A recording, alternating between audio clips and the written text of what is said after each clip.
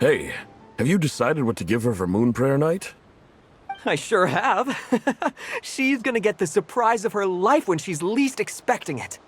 Then I'll whip out the ring and pop the question. The surprise of her life. What a fun turn of phrase. Cool, I get the picture. You can spare me the gushy details. Ooh, looks like we have a customer. Hello there, ma'am. Would you like some Moon Prayer Night candy? Huh? Is he talking to me? Can he see me? Here you go.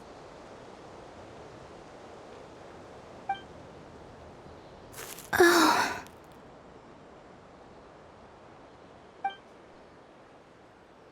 Come back anytime. Right. Now, where were we? I don't know why, but I still held out hope.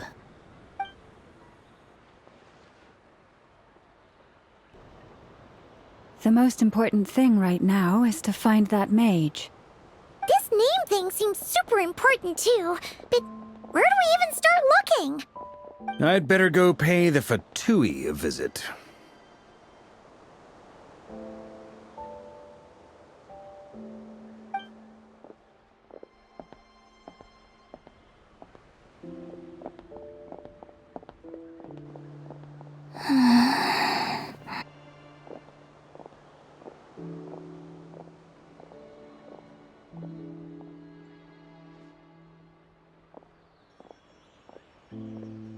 Columbina?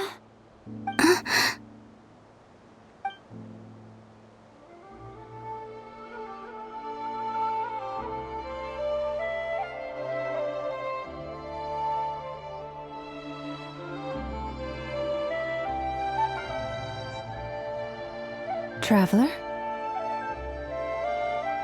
Let's go! This is no time to be spacing out!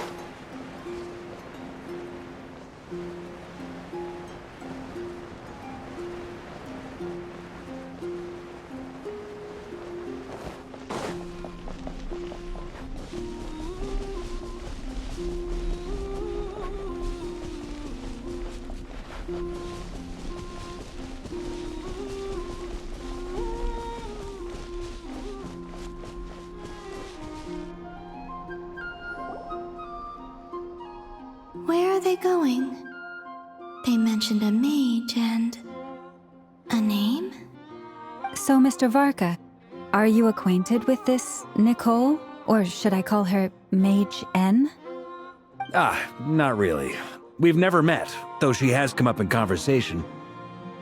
From what I've gathered, Alice kinda took Nicole under her wing. Taught her how to speak in a more ladylike fashion, that kind of thing. Huh. Hard to imagine Alice as an etiquette coach. Yeah, Alice is a larger-than-life personality, I'll give you that. But then again, that's why she's able to draw such an eclectic mix of people into her inner circle.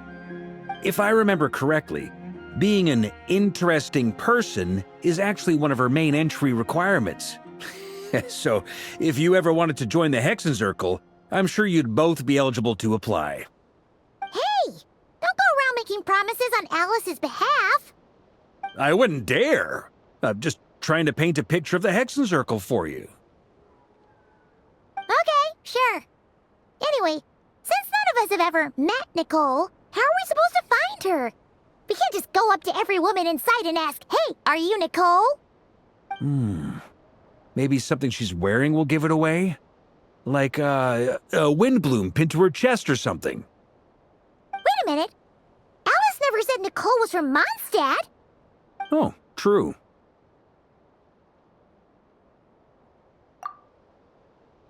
That would be this young lady, then?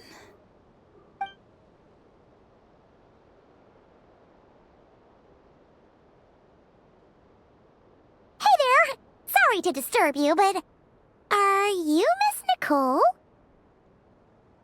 Varka, Knight of Boreas of the Knights of Favonius. Alice might have mentioned me before. Mm-mm. Have we got the wrong person? Sorry. Well, this is awkward. When I shook my head, I meant, no, Alice hasn't mentioned you before. Huh? Where is this voice coming from? My apologies. For certain reasons, I am unable to speak. This is the only way I can communicate with you. It might take some getting used to, but I hope you can understand. Hey, it's fine. I'm more shocked by the fact that Alice never speaks about me. I mean, As for you two, we have crossed paths twice before, but it is nonetheless a pleasure to finally meet you. It's really you! Thanks for all your guidance in the past! You're quite welcome. This time, things are different. We have reached the unwritten pages of the story. You might say that we stand at the crossroads of fate.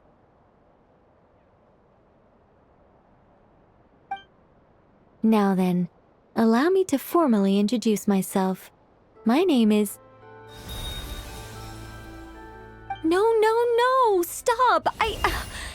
Alice! I can't believe it! I had a whole speech prepared. I'd agonized over every single word. She always picks the worst moments to ruin other people's plans. I'm so sorry about that. Alice took the liberty of devising some bespoke self-introduction magic for each member of the Hexen Circle. But I could have sworn I deleted all of the triggering conditions for it. How did it bypass everything? Oh gosh, this is so embarrassing. This is a very different side of Nicole than what we're used to. Is she not used to face-to-face interactions? Don't worry about it. We've seen that introduction magic once already, so it wasn't too much of a shock. Please go on, Miss Nicole. We'd love to hear what you have to say, or, well, communicate. Huh? Are they talking to this lady? But... Will you all promise to forget that horrendously embarrassing introduction? sorry, embarrassing. When?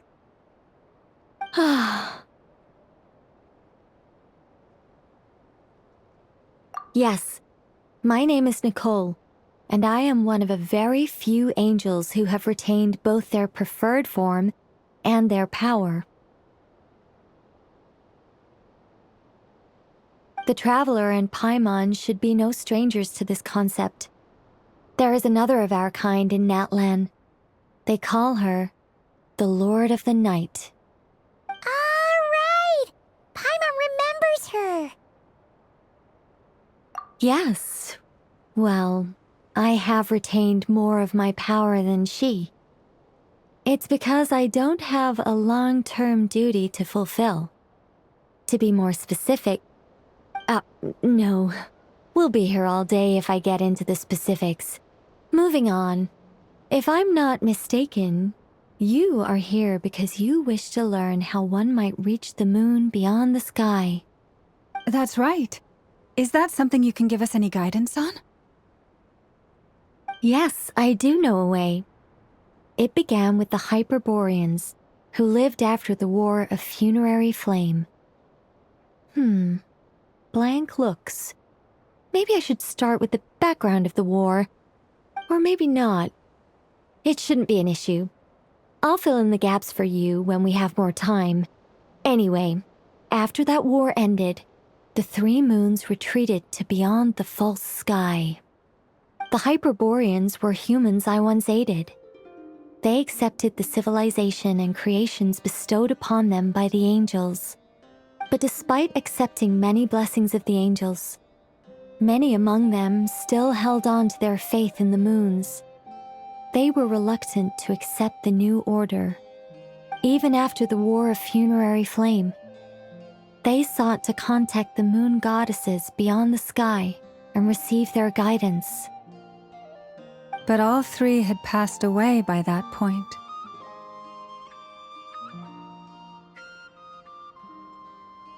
This mage has a unique method of communicating. Is she talking about the moons? Yes, but they did not know. And so, still they prayed for the moon goddess's mercy. After building titanic structures that consumed vast amounts of Kuvaki, at last they glimpsed the moons and heard their voices. But of course, they were gravely disappointed, for it was then that they realized the 3 moon goddesses were dead. Oh, that's such a sad story. It is. Humanity was in a very sorry state at that time. The angels who had once aided them were gone, and the War of Funerary Flames had left them homeless and destitute. Just a second, I gotta ask. How relevant is all this history to the task at hand? Well, I mean, it's... Okay, it seems we've drifted into irrelevant narrative waters. It's been a while since I've had the chance to speak inside someone's head.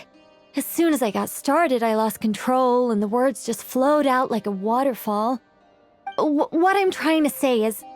Right, yes, that's it.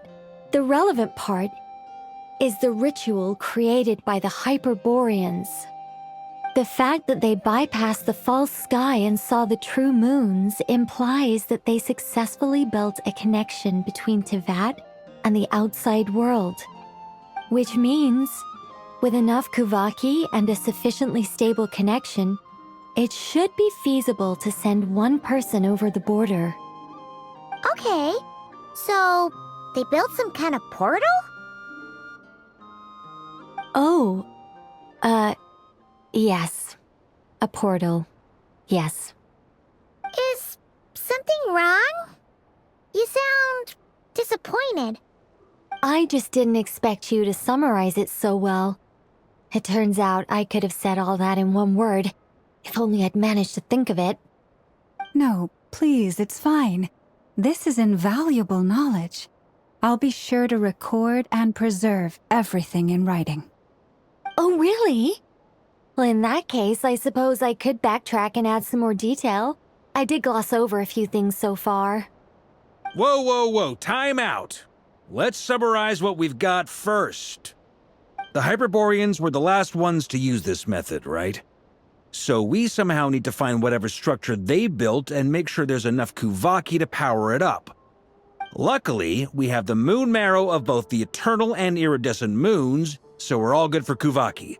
Which means the key issue we need to focus on is finding the place. Am I right so far? Yes. Although I expect the structure is long gone by now. That said, what if we could take advantage of the phantoms to travel back to a time when it still existed? Well, travel back isn't quite accurate. It's more like we'd be creating a handshake between 2 points in space-time. We wouldn't even have to pick a time when it still existed. It could just be a time when it still appeared in phantom form via projection, or we could project our own phantoms, fold them together, You look lost. Was that too hard to follow? Yeah, things got a little, technical there. Paimon's brain is reaching capacity. All right. Let me think about how to put this more simply. Okay, got it. Over the next few days, I'll search for phantoms that we can use. Once I find one that meets the criteria, I'll let you know and we'll regroup. By completing certain rituals, specific individuals will be able to enter the phantom and make it to the Hyperborean structure. If everything checks out and it looks feasible, we'll just need to wait for Moon Prayer Night, and we can send the Moon Goddess back home. I'm really skimping on the detail here. Is this making any sense at all? I think so. For now, we'll just wait to hear from you. Yes. Basically, yes. Great. Counting on you. In the meantime, we'll focus on finding the Moon Goddess's name. My name? Are they looking for a way to stop me from disappearing? Excuse me, Miss... Go on, Miss Nicole. This conversation was a little all over the place. I didn't catch your name. I am Lauma, of the Frost Moon Scions. Ah, I did wonder. I noticed that you listened very intently when I spoke about Hyperborea and the moon's history. If you'd be interested, I'd love to visit you this evening and go through it again in greater detail. Also, if you were serious about making a record, it would be too risky to simply write down the raw details as is. I would suggest some tweaks. Maybe rewrite the stories as fairy tales or fables, perhaps even prayers. Anyway, we can cross that bridge when we come to it.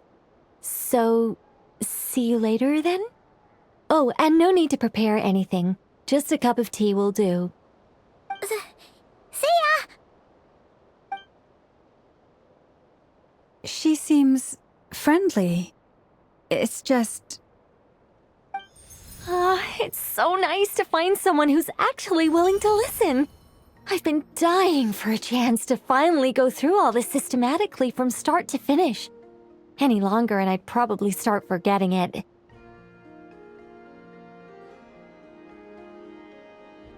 Now Paimon gets why Alice told us to mind our heads. Ha ha ha ha! What did I tell you? A lot of quirky people in Alice's orbit. Now then, the next order of business is, where do we start looking for the Moon Goddess's name? Maybe the rest of what Nicole has to say might give us some clues. Once I've heard her out, I'll summarize the salient points and share them with you all. I'm also inclined to review our other documents. Yes, our faith was first established by our Hyperborean ancestors, but many of the more factually accurate records are from after Kutar's birth. Sounds like we're gonna follow Columbina's journey through Devat, huh? In that case, we'll start by heading to the Frost Moon Enclave. Sounds like a plan. Take this with you. I'll see about getting in touch with the Fatui. It'll probably just be Arlecchino and Sandroni again. They're the only ones who would want to help. Thank you, Mr. Varka. Don't mention it. Honestly, I'm more comfortable dealing with the Fatui than prying into the details of a young lady's childhood. Catch you later. I should follow them, just in case there's some way that I can help.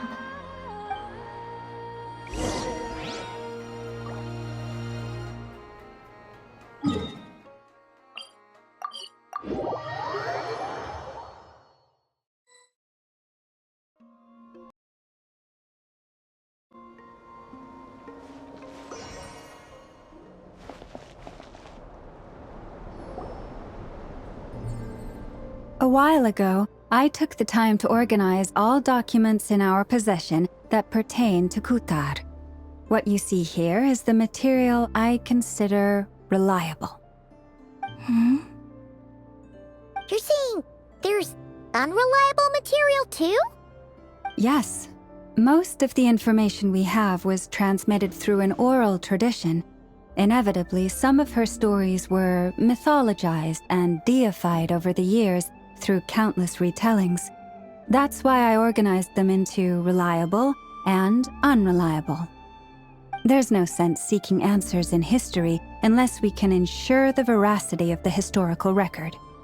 Makes sense. Alright, let's take a look through.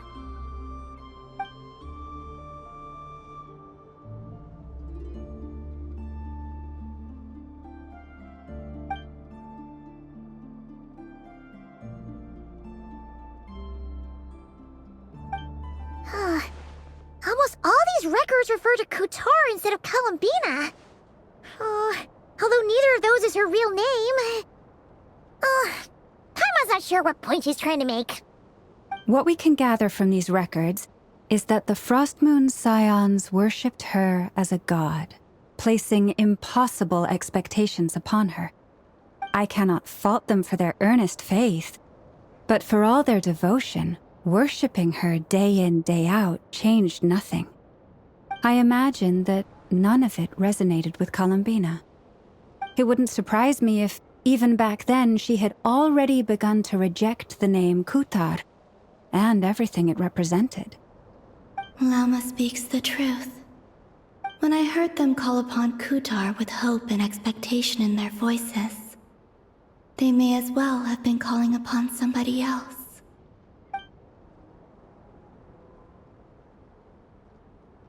Well, that's a bit complicated. I looked at the level of detail, perceived authenticity, prose style, and how realistic their portrayal of Kutar seemed to be. Amongst the Frostmoon Scions of today, only I know of her existence, and I alone have spoken to her face to face. As such, I know that there are certain things she simply would never do. That being said, I have sensed some changes in her lately.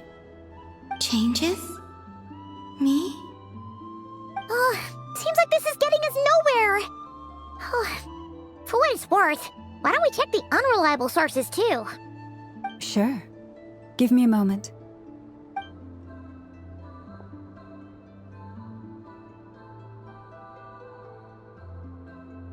Exerting but a fraction of her divine might, Kutar sheared a great mass from the snow-capped mountain and cast it into the sea, upon whose surface shone the mirror image of the moon. Thus was formed the island of Hisi. Yeah, right. That doesn't even begin to pass the sniff test. The 3 moons are naught but lies through and through. Only one moon has ever shone for us, and Kutar is her name. The vast majority of ancient texts are filled with fanciful tales like these. I trust you understand my criteria a little better now. Kutar did not speak, merely gazing into the distance in silence. And where her gaze landed, this was her prophecy. Clearly, whoever wrote this text never even met Kutar. Otherwise, they'd know that her eyes are always closed. What about you, Traveler? What are you reading? Come on, let Paimon see. The child wished to build a wooden nest with which to shield a fledgling bird from the cold. But being so young and lacking in strength, the child could not snap the branches from the trees. Kutar was passing by. Upon seeing the child, she summoned forth the Kuhenki, who built a beautiful nest for the child. I remember that. Not knowing the meaning of Kutar's divine intervention, the child dared not to respond, and thus ran home to call their parents. But Kutar was gone. The moon chanter declared the event a miracle and took the nest as a relic, placing it on high for all to see. The child was named as one favored by the goddess and was greatly respected amongst the people. Yet, no further miracles were bestowed, and this matter was forgotten in but a few years. Huh. Any thoughts after reading that? Yeah. Columbina probably just wanted to join the kid in making nests. Ah. I'd originally considered this a fabrication, because Kutar did not perform any similar actions in subsequent records. But now that I think about it, it does seem like something Columbina would do. It's just that She didn't know how other people would interpret her actions. She was probably worried about making things difficult for people. So, she gradually stopped joining in. Yes. Oh, that's so sad.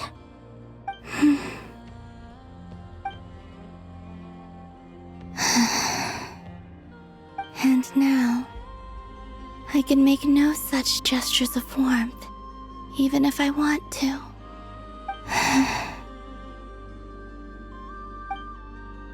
Still no name. That's a bit of a shame. But we did learn some interesting stories. That's gotta count for something. Barca said he was gonna set up a meeting with Arlecchino and Sandrone, right? Let's go back to Nasha Town and see how he's doing.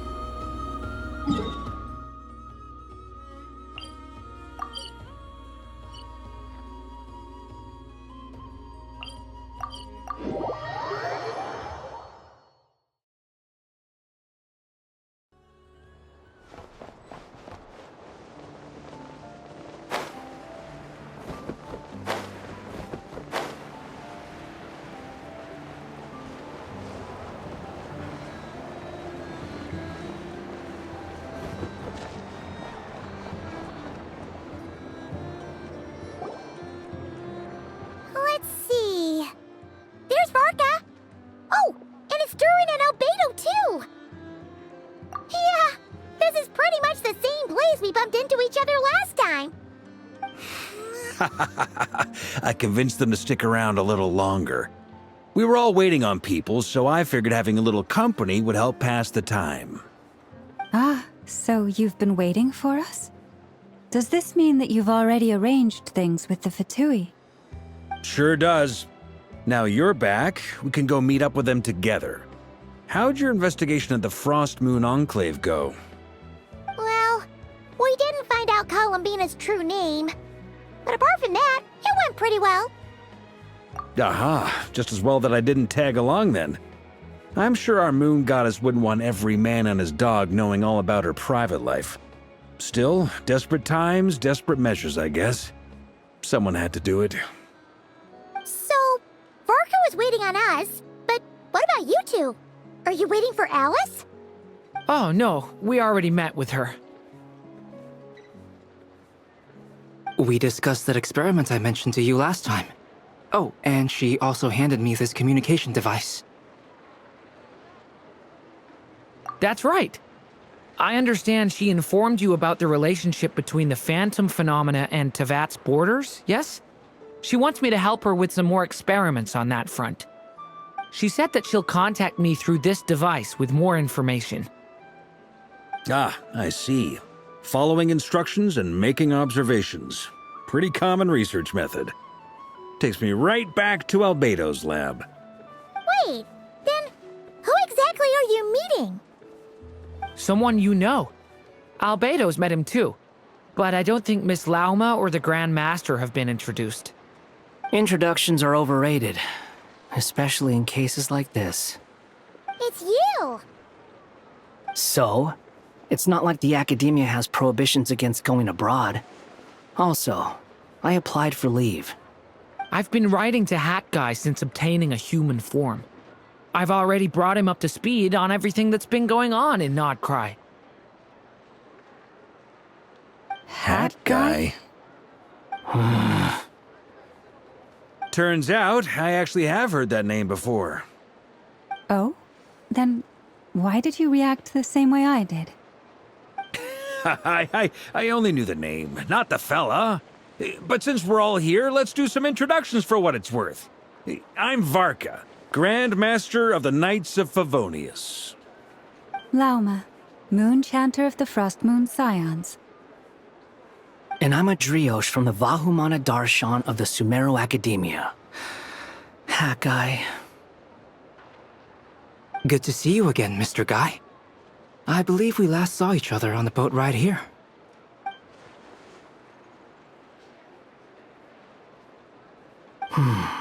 Mind you, the only reason I came here is because there's someone I want to look into.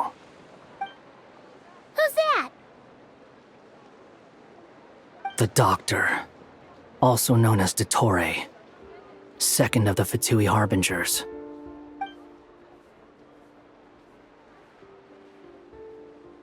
From the tone of your voice, it sounds like there's bad blood between you. I was reviewing our archives and noticed that a lot of information about him was missing. Left a bad taste in my mouth. That's all there is to it. Dottore, or Zondik, as he was then known, once studied at the Academia, but he got kicked out before he could graduate.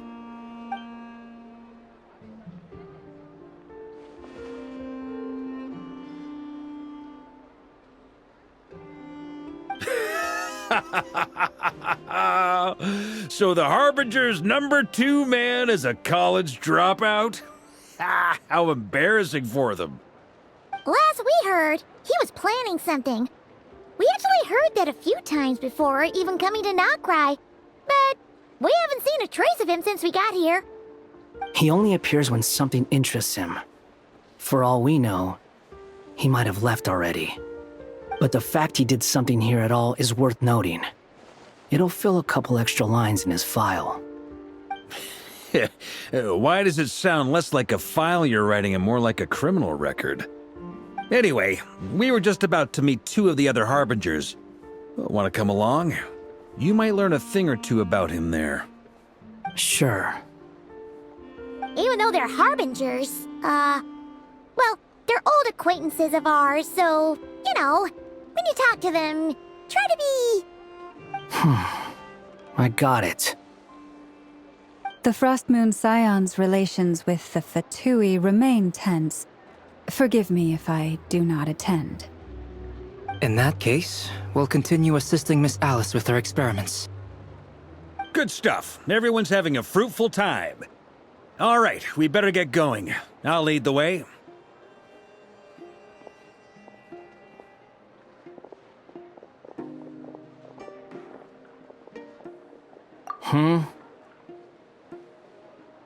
Well, yeah, that's obviously part of it. But I'm not the only one who has a score to settle with him. Neither you, nor Lesser Lord Kusanali, nor I want to see him meddling with things again.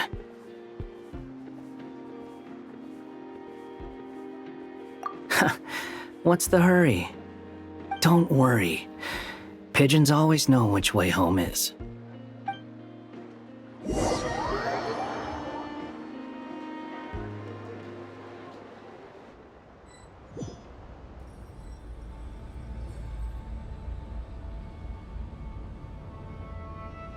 You made it. Who is this? A scholar from Sumeru. They call him Hat Guy. He's an old friend of the Travelers. Wait, this is the Academia representative you wrote about? He doesn't exactly look the part. I believe this will prove my identity. You'll notice it bears the seal of the Sanctuary of Surasthana. Well, what do you know? So it does. All right then. My mistake. It's fine. I expected as much. What? So as I mentioned in my letter, the Academia's got its eyes on Dottore. But this matter remains top secret. Apart from those assisting in the investigation, the fewer people who know, the better. If anyone asks, I'm here in Nod-Krai to pursue my personal academic interests. Gotta say, Varka, you did pretty well to keep all this under wraps for so long. Sounds like you got in touch with the Academia about this way back. You flatter me. Where do I even start? Remember that time we fought Rerir at Star Sand Shoal? He sure let me have it then, didn't he? I'll bet Dottore had that all sketched out, with me as his convenient little pawn. He could not care less about us if he tried, but hey! The feeling's mutual. Does Dottore really strike you as the sort who values his relationships with his colleagues? Fair point. Definitely not. Which is why I always keep my guard up whenever he starts making suspicious moves. To that extent, our motivations align. On top of which, I consider you trustworthy people. Now, back on topic. In the wake of the Reikir of Solnari episode, Sandrone and I grew suspicious about Dottoro's complete inaction during the entire affair. So we tried to find out what he'd been up to, but unfortunately to no avail. He never lets anyone in on his plans. The more he cares about something, the more secretive he gets. Indeed. Perhaps he believes that by keeping a low profile, he can avoid trouble. But that trick isn't going to work on his colleagues. Yeah, I mean, he's been researching the ancient moon's remnants. And he's been trying to get his paws on the moon marrows. Only an idiot would believe he doesn't have something more planned. With this in mind, I returned to Snezhnaya and relayed my thoughts to Her Majesty the Tsaritsa, entreating her to have him recalled. That's pretty direct. Did the Tsaritsa agree? Yes. I made it abundantly clear that the Fatui's business in Nod-Krai is almost concluded, and we do not need 3 harbingers in this territory. Her Majesty concurred. Accordingly, Dottore has returned at her orders. I imagine he is continuing with experiments, which no one besides he would ever have any interest in. Common sense might mean nothing to him, but he's not stupid. He knows that no good can come from opposing the Tsaritsa. Smarts alone won't get him all the way. He needs the Rooster's resources and Regrator's Mora, both of which the Tsaritsa can strip from him by waggling a finger. But doesn't he have a track record of publicly following orders while going against them in private? He probably has it down to a fine art by now. Wouldn't put it past him. We worked together on a research project once. Only briefly, but it was enough to show me that we're fundamentally different people. He has no interest in doing things methodically, stage by stage. His thoughts jump all over the place, and the moment his curiosity is satisfied, or he gets the results he wants, he disappears. The only similarity we share is that, once we set our minds on doing something, we will see it done, whatever it takes. Oh, we definitely saw some of that in your battle with Rerir. You got so competitive. Ugh, do not remind me. Then I believe we all concur. Dottore will not simply give up.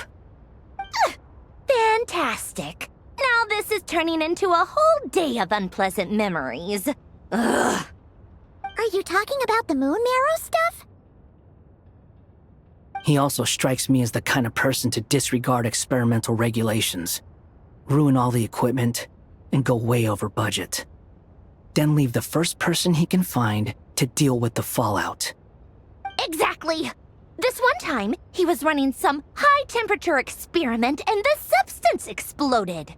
But does he care? No. He orders his subordinates to open the device so he can observe the results, which causes the gas inside to leak out. That gas was poisonous! If I hadn't been there, who knows how many people might have died. And after all that, he left, while I was still cleaning up after his mess. What a waste of time, he said. A waste of time? The nerve! He wasted my time! You've been bottling that up for a while, huh? Hat guy, I must say, you seem awfully familiar with internal Fatui affairs. Especially when it comes to Dottore. Thank you, Lady Harbingers, for providing such valuable information. I have no other questions for now, so I'll be on my way. Wait, what? You're just gonna leave? You're welcome to join if you want. Ugh. Just when Paimon thought he'd finally mellowed out. He makes quite the impression. I'll say. I've met tons of headstrong people, but not many of them would join me in bad-mouthing Dottore. Anyway, back to the main agenda. Barca, you said that Columbina has gone missing? Or rather, disappeared. Yeah. We're working on building a connection between her and this world. The simplest method is to find out her real name. I've actually asked her that question before, but she said she didn't know. Considering our relationship, I doubt she was lying to me. As far as I recall, she was never dispatched by Her Majesty to claim a gnosis or anything like that. The Tsaritsa's plans had long contained a place specifically for her. I always thought that was weird. What could she do that the rest of us couldn't? Knowing what we do now, it's probably something related to Kavaki, right? More than likely.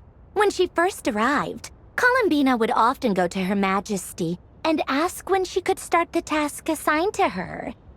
But Her Majesty always gave the same reply. The time has not yet come. So she spent her days in Snezhnaya doing basically nothing. The Tsaritsa has summoned a beautiful blind maiden to be a harbinger, giving her the third seat by virtue only of her enchanting voice. It was a dumb and stupid rumor, but the reality of the situation made it hard to refute. And what happened after that? I imagine she stopped caring.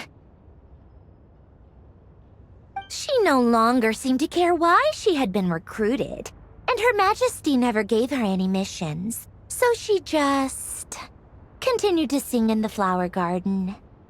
For my part, I was busy. So busy, in fact, that watching someone be that idol had me fuming. But still, I got the sense that she had long been used to a life of other people claiming she was needed when she wasn't. I just felt that having a place to stay would cost me something eventually.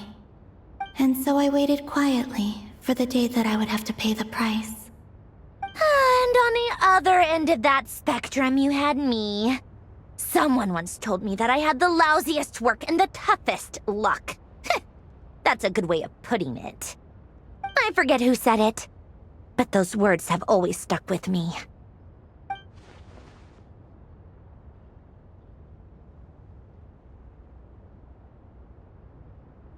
But you've done your job exceptionally well all this time. Because at heart, you are a conscientious person. What is it? Something come to mind?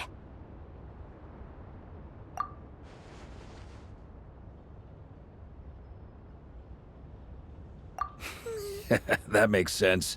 Nothing screams you are needed like your name shouted from across the town.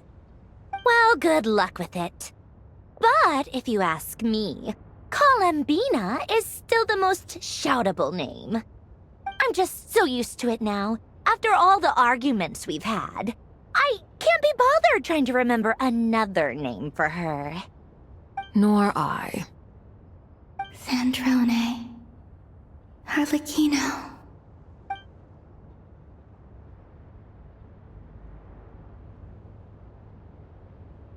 Huh! It's a Sealy! Does that mean Nicole has news for us? Ladies, I thank you for your hospitality. If the chance ever comes up, I definitely owe you both a drink sometime. I'm sure it will. You can make your own way out. Heck, you've been here enough times, you probably know your way around better than I do. Okay! Time to do what adventurers do best. Follow that Sealy!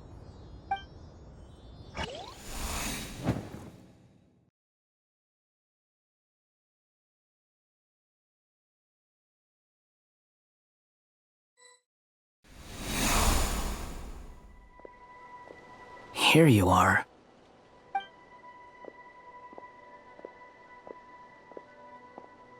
Oh, hat guy. How come you're back so soon? Did things go all right with the Fatui? Fine. Dotori's been summoned home by the Tsaritsa. Couldn't get much more than that. How about you? Any progress with the investigation? Unfortunately not. We've tried everything. different phantoms, different locations, different points in history, but the results are the same each time. Abyssal monsters roaming the land. People crying out in despair, with no hope of being rescued. Every time I see it, I can't help but think, is this what it was like in Mondstadt when Dragonspine Durin attacked? And if I fail in the task I've been given, will I create yet another tragedy? That's just meaningless speculation. When we encountered similar phenomena previously, I tried to interfere with those illusions, using sounds and lights to guide them. However, we could not change their fates. At most, we were able to extend their existences. The events of the past are like fate that has been written into Irminsul. There isn't a living thing in Teyvat that can escape its past. But Miss Alice instructed us to try to find ways to change the outcome that these phantoms face. It's an impossible task. Can't you just refuse? Since she asked us to do this, I feel like it can't truly be impossible. Or if it is, well, mages can make the impossible possible. I could not have been born as Durin otherwise. But you also said that your past 39 attempts were fruitless. That's true. But you're still going. Yes. After this many futile attempts, surely you realize that you're not doing this because you still believe what some mage told you. It's because you want her hypothesis to come true. It's something you wish for deep inside.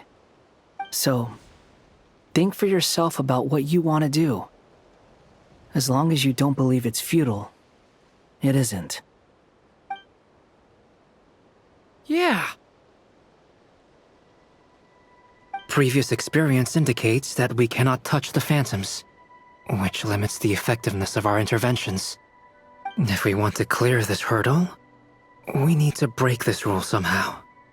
Same thought here. Following the same rules means repeating the same failures. Reducing ourselves to mere playthings of fate. So you mean we need to figure out a way to make contact with them despite knowing that we can't? Yes, and I suspect that's something only you are capable of. Everything in Teyvat is logged in Irminsul, but the withering that once occurred in Sumeru was a sign that the Great World Tree was being corrupted. This corruption allowed things that should not have existed in Teyvat to appear. This is tantamount to rewriting reality to an extent. You're saying abyssal power might be able to affect those phantoms? No one's ever tried it before. If you're gonna try it, it'll take courage. And you have to be confident that you can control it. Is anyone there? Has anyone seen my daughter? She's missing. I have to find her. I hear someone inside. Spargana? Are you in there? Ah! If I can use my abyssal powers to warn him that there is danger here, maybe it'll change his decision. Maybe he'll stay away. Yes. The important thing is not the nature of the power, but rather how you use it. To intimidate and obstruct. Sounds about right for the Abyss. Let me try. I should be able to influence that thing. Have you seen a little girl? What? This isn't the time for that! Just run!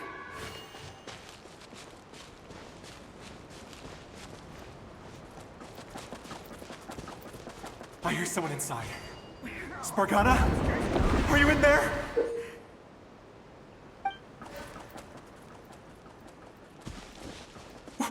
What is this? Looks dangerous. I should get out of here. I don't want to die!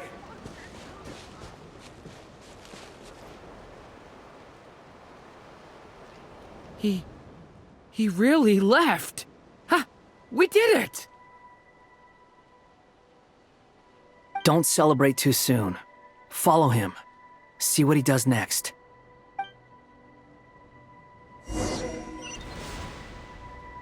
Monsters approaching from the front. You need to stop them and create an opportunity for him to hide.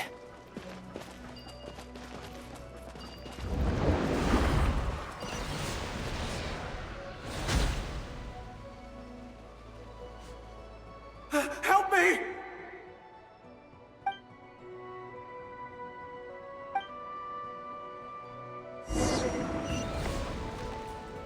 Monsters approaching from the front. You need to stop them and create an opportunity for him to hide.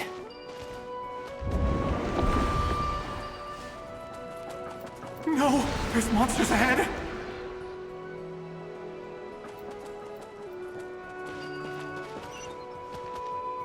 Wait, is that the barrier I saw earlier? Why is it appearing now? It's as if someone's controlling it.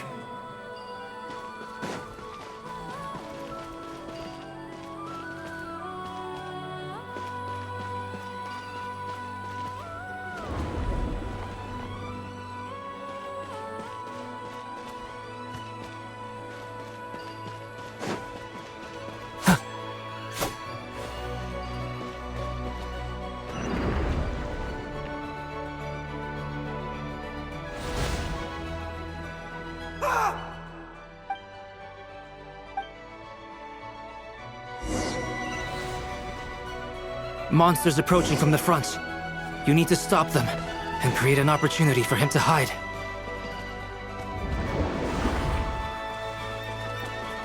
No! There's monsters ahead!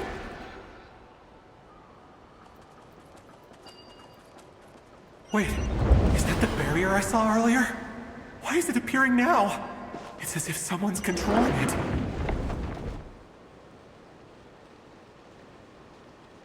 The monsters are gone. Is it safe now?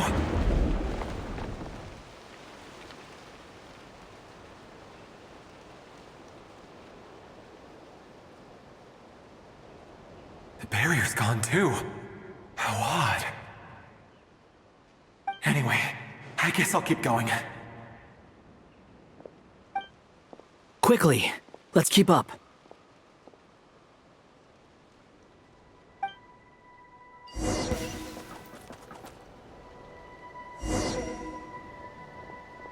Wait, there was someone else here? Don't go any further. We've got anti-monster traps laid out everywhere. But my daughter must just be up ahead. I have to go. This way's blocked.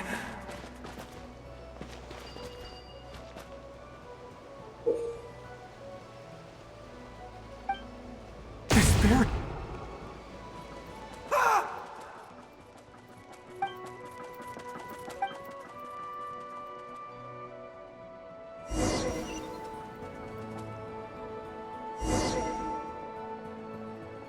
Wait, there was someone else here? Don't go any further. We've got anti-monster traps laid out everywhere. But my daughter must just be up ahead. I have to go. This way's blocked.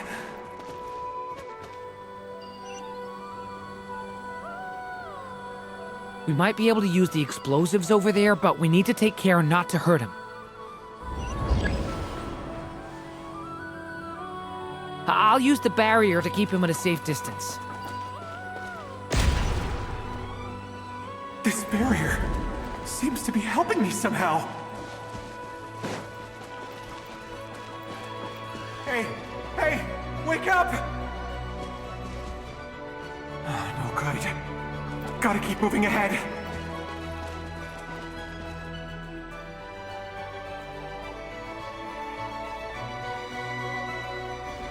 So many monsters! There's still a chance, Durin. Use the traps.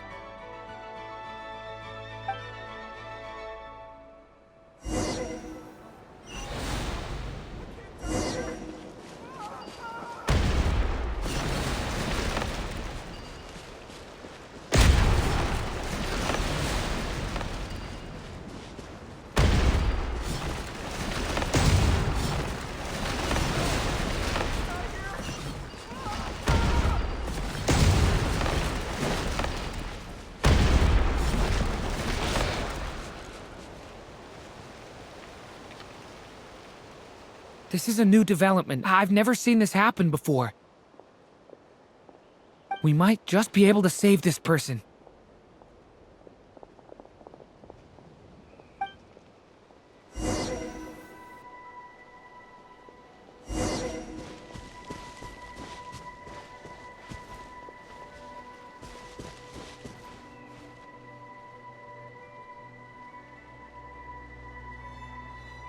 Hello there. Have you seen my daughter? Spargana's her name. She's carrying a large backpack. Get out while you still can, you fool. You won't find any survivors here. But I can't just leave her here. She must be so scared right now. Sorry. Wish I could help, but I haven't seen her. You'll just have to keep looking. Okay, thank you. If I do find her, I'll get her to shelter and come back for you. Don't bother. I've got nowhere left to go.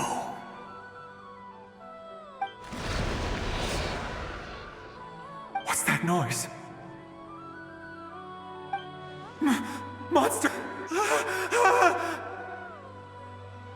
No, if he goes inside, he'll be walking into a trap. Let's try this once more. This time, we have to stop him.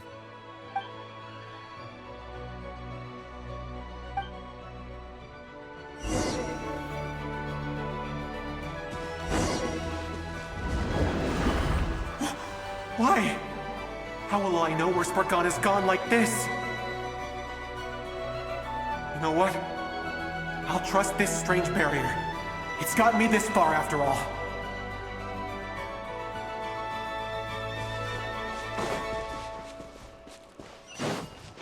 What? What's this? Hey! Let us out! Spargana, are you there?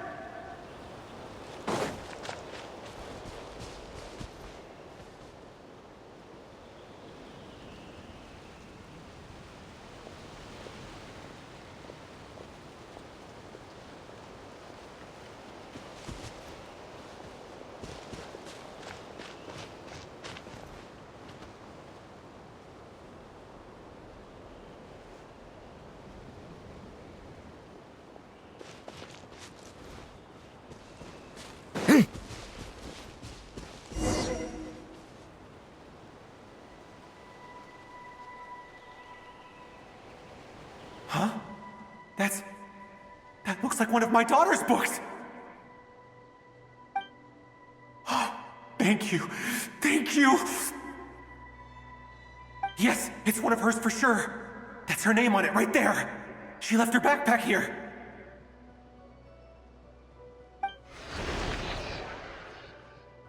Durin, just like last time. Use the explosives.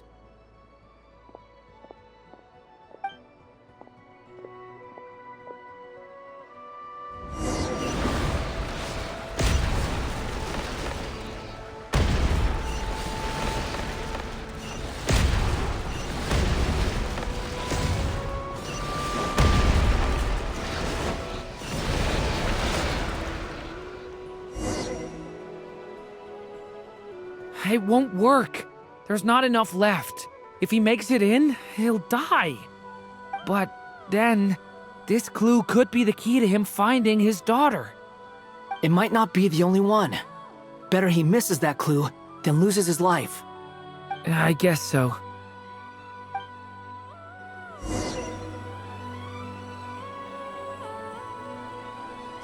Stop him, Durin. We can't let him get any further in. That's my daughter's book! She's passed this way! Why? Why won't you let me go in? I've searched and searched and searched just for this! But how will I find her without any clues?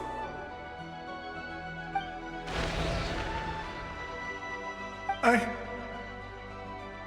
no longer have anywhere else to go.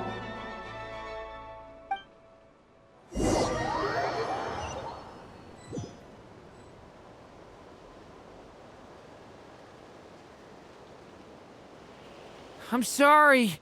I'm so sorry. He refuses to go anywhere else. Whether he opens this door or not, all that awaits him now is death. We couldn't change his fate.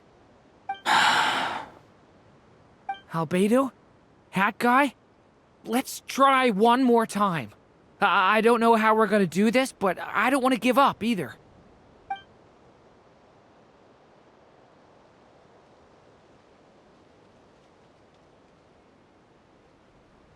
Why am I here?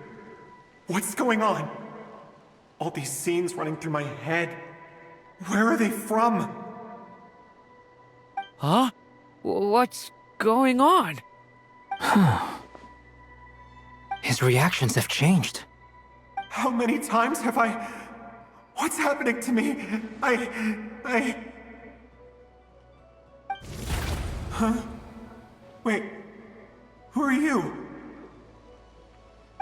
You can see us now? I feel like I always could, but that I only just realized you were there. I'm sorry, I don't know how to describe what I'm feeling. But you were the ones guiding me using that marked barrier, right? I haven't done anything yet, but those monsters, those deaths, they feel like memories. Like things I really did experience. I won't find my daughter. In fact, I'll ultimately die trying to find her. Isn't that right? Well, no, it isn't. Yes, it is. Even so, we're trying to find a way out of this. You've not seen my daughter either, have you? It seems she really isn't here.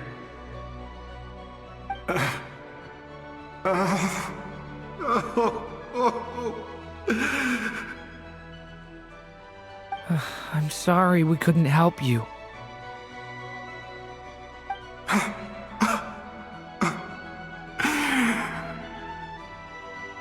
I'm just tired. Maybe this is destiny. Maybe it doesn't matter how hard I search. How long do I have left? Experience says 15 to 20 minutes. 15 to 20. Thank you for all your help. Let's rest a while. You look exhausted too.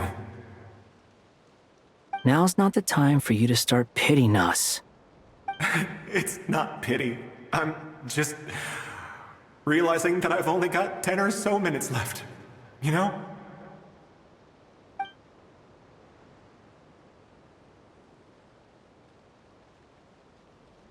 You say you're from Mondstadt, yes?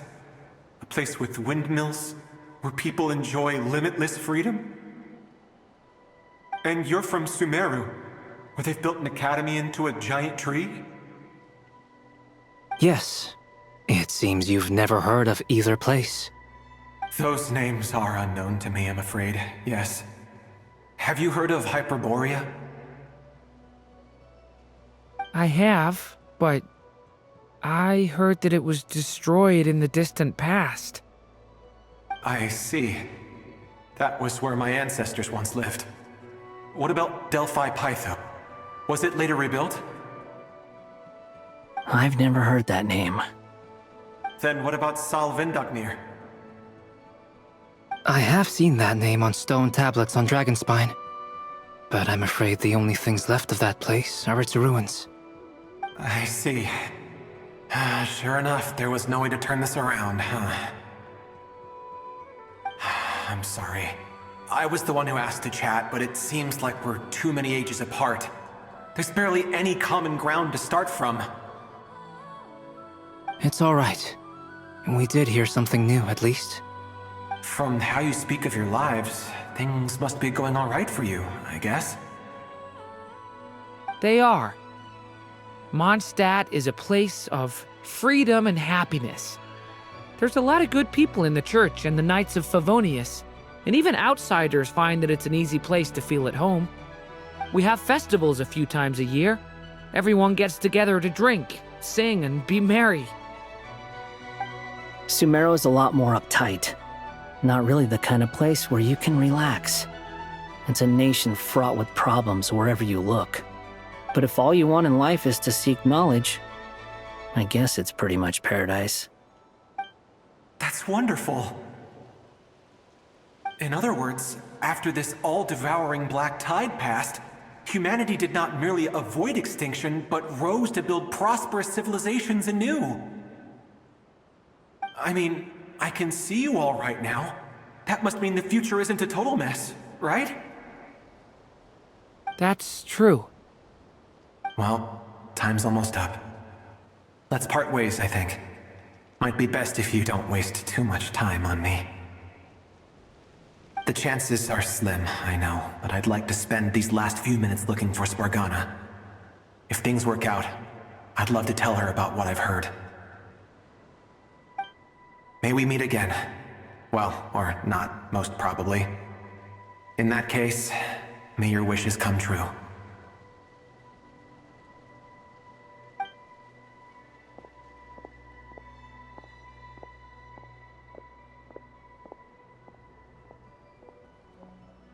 He's gone.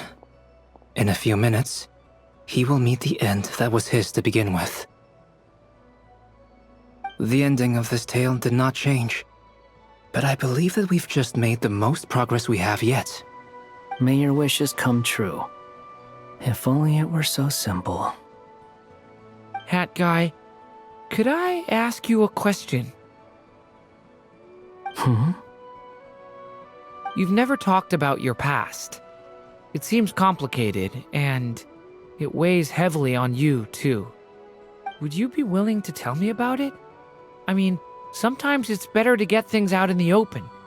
Take that guy we try to help, for instance. At least he said goodbye with a smile, right? I know about Albedo's past. Our experiences are very similar, and he created me. As for you, you're my first friend, and you've witnessed every step I've taken. But by comparison, I know nothing about you. Either way, I mean, we're still best friends. But if I knew more about you, I might understand your thoughts a bit better. I've told you about myself. I'm a student at the academia. And what did you do before that? Prepared for the entrance exam? All right. If you really don't want to talk about it, I won't press you any further. I was a puppet built from the branches of a white tree, using technology left behind by the Conrian schools of mechanical engineering. A white tree? You mean an Irminsul tree? Yes, a branch of Irminsul that was once connected to the main tree. So you had a human creator too? Yeah, but my creator abandoned me after deciding that I was a failure. After that,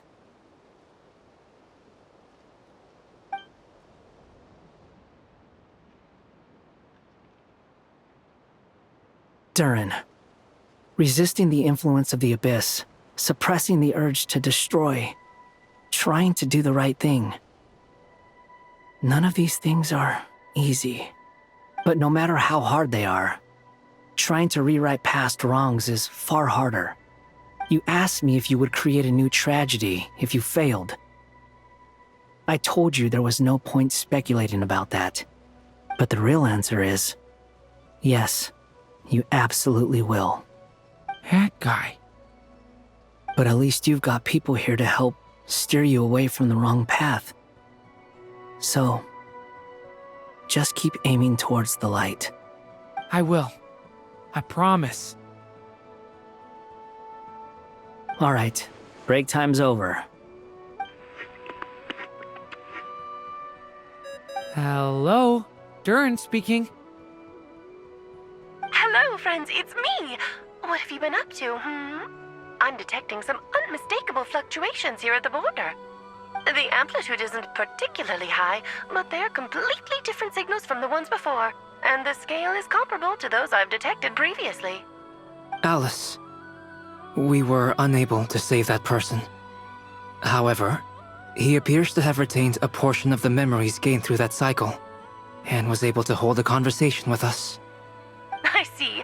Well, that is rather odd indeed. It definitely merits further attention. Could I trouble you to keep trying the same approach? I need to gather some more data. Counting on you. I should probably have Nicole come and check this out as well.